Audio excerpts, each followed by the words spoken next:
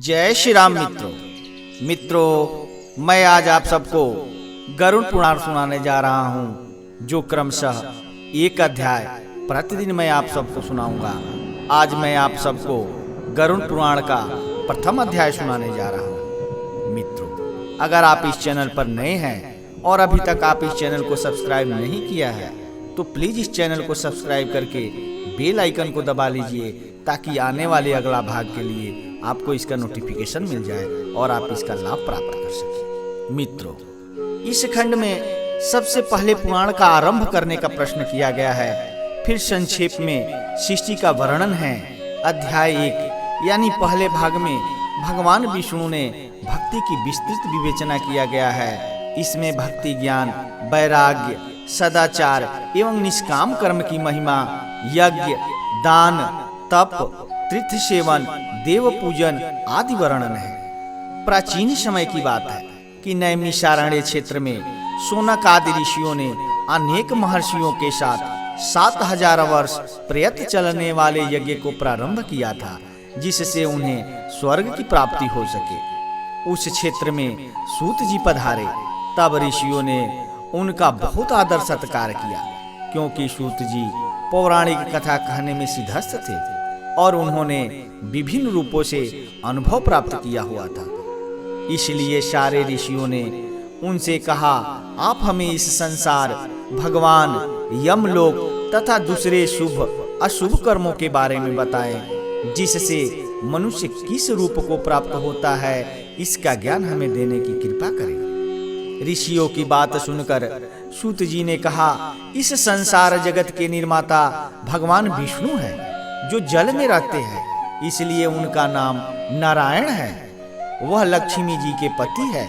भगवान विष्णु ने हर युग में भिन्न भिन्न अवतार धारण करके पृथ्वी पर जन्म लिया है, ताकि वह अधर्म का नाश कर सके और पृथ्वी की रक्षा कर सके। भगवान विष्णु ने राम का अवतार लिया और लंका के राजा रावण का वध करके अधर्म को खत्म किया। उन्होंने नरसिंह रूप में राजा हिरण्यकश्यप का वध करके भक्त प्रहलाद एवं दूसरे प्रजा की रक्षा की। भगवान विष्णु ने वराह रूप में भी अवतार लिया, ताकि पृथ्वी का उद्धार कर सके, और फिर मत्स्य रूप में अवतार लिया। मित्रों, आमतौर पर गरुड़ पुराण को लोग किसी की मृत्यु के बाद सुनते हैं। इस कारण ज्यादातर लोगों का मानना है कि इसमें सिर्फ मृत्यु और मृत्यु के बाद की ही स्थितियों का वर्णन है, लेकिन ऐसा नहीं है। गरुड़ पुराण में ऐसा बहुत कुछ है जिसके बारे में आप नहीं जानते हैं। मृत्यु के बाद गरुड़ पुराण सुनने का उद्देश्य सिर्फ इतना है कि सभी लोगों को ये पता चले कि कौन सा रास्ता धर्म का है और कौन सा अधर्म का। ये जानकर व्यक्ति आत्ममंथन करे और स्वयं को सत्कर्मों की ओर लेकर जाए। गरुड़ पुराण का पाठ सुनने से मृतक की आत्मा को शांति मिलती है और उसे मुक्ति मार्ग का पता चल जाता है। इसके बाद वे संताप को भूलकर प्रभु के बताए मार्ग की ओर अग्रसर हो जाती है। ऐसे में आत्मा को प्रेत योनियों से मुक्ति मिलती है और वो सद्गति प्राप्त करती है। भगवान विष्णु तथा गरुड़ के संवाद में गरुड़ पुराण में पापी मनुष्यों को इस लोक तथा परलोक में होने वाली दुर्गति का वर्णन, दशा गात्र के पिंड दान से यातना देह का निर्माण के बारे में बताया गया है। वेद व्यास जी भगवान विष्णु जी के ही अंश है। वेद व्यास जी ने यह पुराणों की रचना की है। कहा जाता है कि एक सर्वोत्तम वृक्ष भगवान विष्णु है, उसकी दृढ़ मूल धर्म है, उसकी शाखाएं वेद है। उस वृक्ष के फूल रूप में यज्ञ को माना गया है और फल के रूप में मोक्ष को माना गया है। वह सर्वोत्तम वृक्ष रूपी भगवान विष्णु ही सारे फल और मोक्ष को देते हैं। एक समय पार्वती जी ने भगवान शिव से पूछा था, आप खुद ही एक भगवान हैं, इस संसार के रचयिता है, तो आप किसका ध्यान करते हैं? यह सुनकर भगवान शिव ने कहा, मैं देवों और ऋषियों का ध्यान करता हूँ, उसमें विष्णु ही श्रेष्ठ है। इस संसार में परम ब्रह्म भगवान नारायण विष्णु है और उन्हीं का चिंतन करता हूँ। भगवान विष्णु ही अनेक रूप में अवतार लेने वाले परम ब्रह्म हैं। भगवान विष्णु ही अनेक रूप में पृथ्वी पर अवतार लेकर अधर्म का नाश करके धर्म की स्थापना करते हैं। इस प्रकार भगवान शिव ने पार्वती जी को भगवान विष्णु की महिमा बताई थी। तब ऋषियों को दूसरी बातें जानने की उत्सुकता हुई।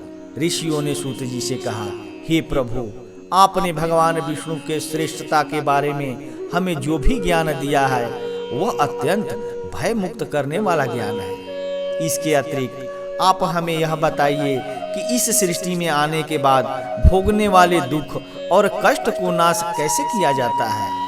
कृपा करके इसका उपाय हमें बताइए।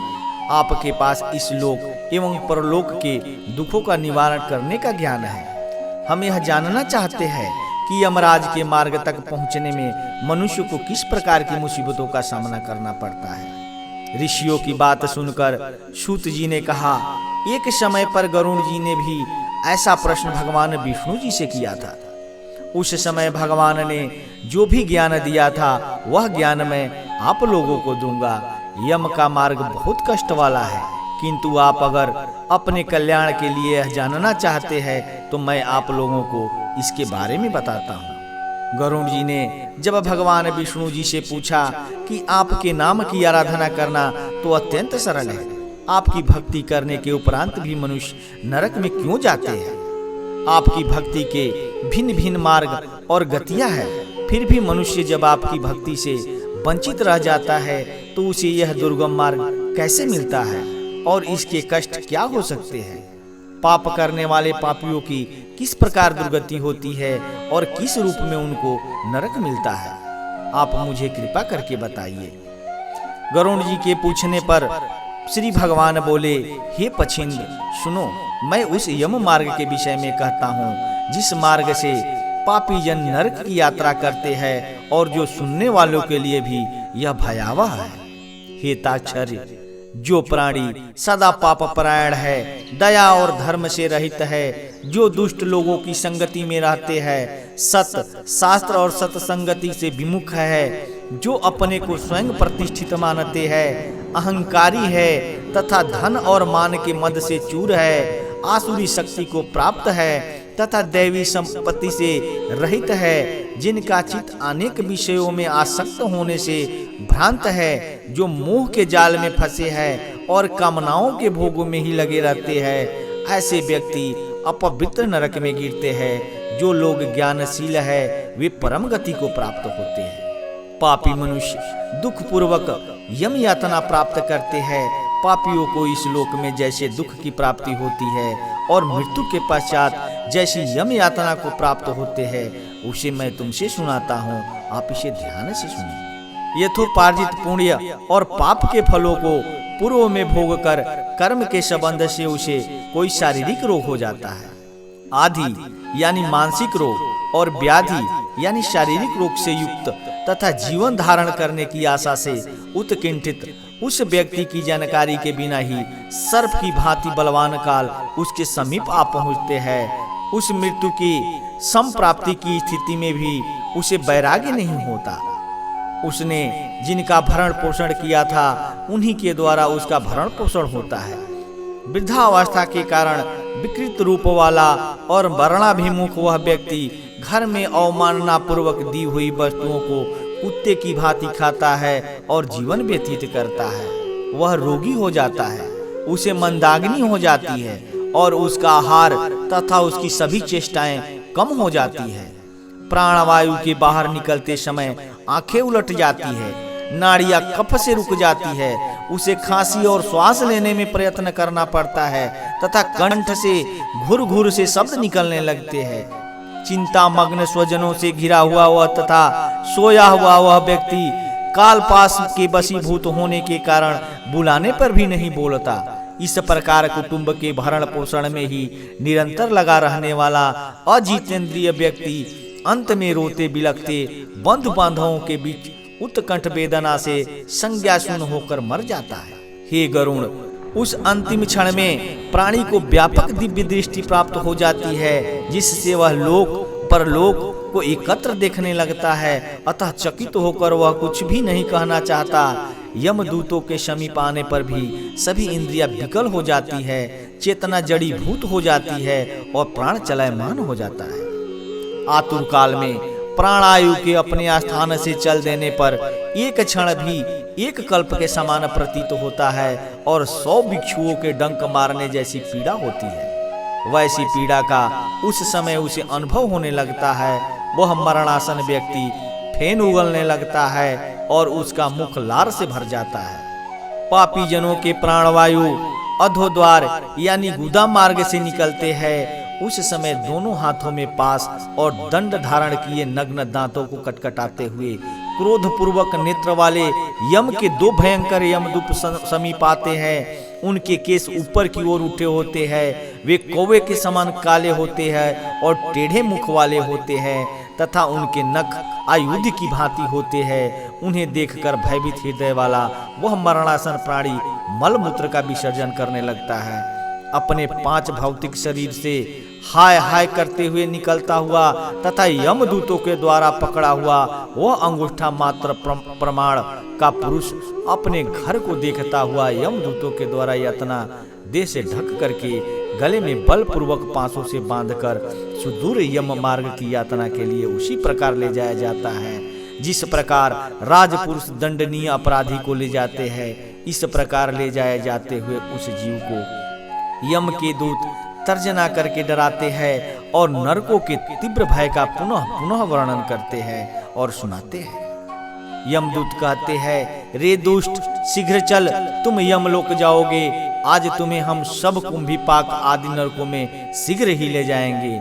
इस प्रकार यमदूतों की वाणी तथा बंधु बांधवों का रुदन सुनता हुआ वह जीव जोर जोर से हाहाकार करके विलाप करता है और यमदूतों के द्वारा प्रताड़ित किया जाता है। यमदूतों की तर्जनाओं से उसका हृदय विदीर्ण हो जाता है। वह कांपने लगता है। रास्ते में कुत्ते काटते हैं और अपने पापों का स्मरण करता हुआ वह पीड़ित जीव यम मार्ग में चला जाता है। भूख और प्यास से पीड़ित होकर सूर्यद्वाग्नि एवं वायु को झोंकों से संतृप्त होते हुए और यमदूतों के द्वारा पीठ पर कोड़े से पीटे जाते हुए उस जीव को तपी हुई बालुका से पूर्ण तथा विश्राम रहित और जल रहित मार्ग पर असमर्थ होते हुए भी बड़ी कठिनाई से चलना पड़ता है। थक कर जगह जगह गिरता और मूर्छित होता हुआ वह पुनः उठकर पापी जनों की भांति अंधकारपूर्ण यमलोक में ले जाया जाता है। 2 अथवा 3 मुहूर्त में वह मनुष्य वहां पहुंचाया जाता है और यमदूत उसे घोर नरक यातनाओं को दिखाते हैं। मुहूर्त मात्र में यम को और नरकीय यातनाओं के भय को देखकर वह व्यक्ति यम की आज्ञा से आकाश मार्ग से यमदूतों के साथ पुनः इस लोक यानी मनुष्य लोक में चला आता है। मनुष्य लोक में आकर अबादी वासना से बद्ध वह जीव देह में प्रविष्ट होने की इच्छा रखता है, किंतु यमदूतों द्वारा पकड़कर पास में बांध दिए जाने से भूख और प्यास से अत्यंत पीड़ित होकर रोता है। हे ताक्षर्य, वह पातकी प्राणी पुत्रों से दिए हुए पिंड अथवा आतुर काल में दिए हुए दान को प्राप्त करता है तो भी उस नास्तिक को तृप्ति नहीं होती है। पुत्रादि के द्वारा पापियों के उद्देश्य से दिए गए श्राद्ध, दान तथा जलांजलि उनके पास ठहरती नहीं, अतः पिंड दान का भोग करने पर भी वे क्षुधा से व्याकुल होकर यम मार्ग में जाते हैं। जिनका पिंड दान नहीं होता वे प्रेत रूप में होकर कल्प पर्यंत निर्जन वन में दुखी होकर भ्रमण करते रहते हैं। सैकड़ों करोड़ों कल्प बीत जाने पर भी बिना भोग किए कर्म फल का नाश नहीं होता और जब तक वह पापी जीव यातनाओं का भोग नहीं कर लेता तब तक उसे मनुष्य शरीर भी प्राप्त नहीं होता। हे पंछी, इसीलिए पुत्र को चाहिए कि वह 10 दिनों तक प्रतिदिन पिंड दान करे। हे पंछी श्रेष्ठ, वे पिंड प्रतिदिन 4 भागों में विभक्त होते हैं। उनमें 2 भाग तो प्रेत के देह के पंचभूतों की पुष्टि के लिए होते हैं, तीसरा भाग यमदूतों को प्राप्त होता है और चौथे भाग से उस जीव को आहार प्राप्त होता है। 9 रात दिनों में पिंड को प्राप्त करके प्रेत का शरीर बन जाता है और 10वें दिन उसमें बल की प्राप्ति होती है। हे खग, मृत व्यक्ति के देह के जल जाने पर पिंड के द्वारा पुनः 1 हाथ लंबा शरीर प्राप्त होता है, जिसके द्वारा वह प्राणी यमलोक के रास्ते में शुभ और अशुभ कर्मों के फल को भोगता है। पहले दिन जो पिंड दिया जाता है उससे उसका सिर बनता है। दूसरे दिन के पिंड से ग्रीवा यानी गर्दन और अस्कंद यानी कंधे तथा तीसरे पिंड से हृदय बनता है।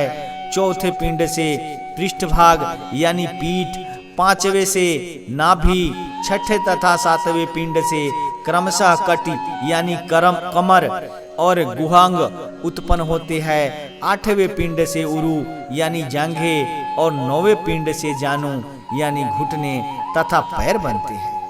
इस प्रकार 9 पिंडों से देह को प्राप्त करके 10वें पिंड से उसकी क्षुधा और तृषा यानी भूख प्यास ये दोनों जागृत होती है। इस पिंडज शरीर को प्राप्त करके भूख और प्यास से पीड़ित जीव 11वें तथा 12वें 2 दिन भोजन करता है। 13वें दिन यमदूतों के द्वारा बंदर की तरह बंधा हुआ वह प्राणी अकेला उस यम मार्ग में जाता है। हे खग, मार्ग में मिलने वाली बैतरणी को छोड़कर यमलोक के मार्ग की दूरी का प्रमाण 86,000 योजन है। वह प्रेत प्रतिदिन रात दिन में 247 योजन चलता है।